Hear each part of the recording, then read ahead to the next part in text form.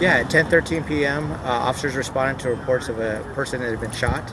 Arriving officers actually responded to the 900 block of North 145th, where there was a party gathering going on. One person had been shot, a 26-year-old male, had fatal gunshot wounds.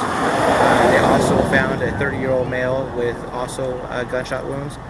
Seattle Fire and some of our officers tried to perform life-saving measures, and unfortunately he was also died at the scene. We interviewed officers interviewed several witnesses and identified a possible suspect. We have now taken that suspect into custody at our North Precinct.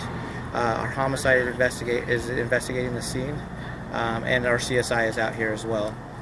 It's such an unfortunate and tragic event. This was actually at a quinceañera, so they were celebrating a 15-year-old coming into life, and to have two dead here is such a tragic ending to the scene. Was the suspect part of the gathering? Was he a guest?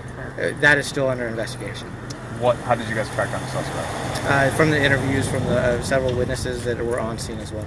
Any reason what led to these two shoot fatalities? We'll still be a part of the investigation to see if there was any previous beef or previous contact with the two, and how the other third person came into effect. That'll all be part of the investigation. And both victims are two males? The two victims are a 26-year-old male and a 30-year-old male. And both were attending the party? Both were at the party. Right. Were there family members here as well, since this is a family event? Yeah, so when I arrived on scene, there was about over 30 families.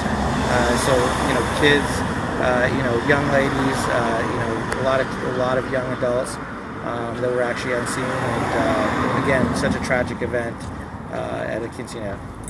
Were the two victims also related to each other? That I do not know at this time. Okay, and the quinceañera, were they related to the person whose the party was for? That's still that I still don't know just yet, but that'll all be part of the investigation. Gotcha. Any other people you guys are looking for, or anything like that? At this time, we have the suspect in custody that we've identified from the witnesses.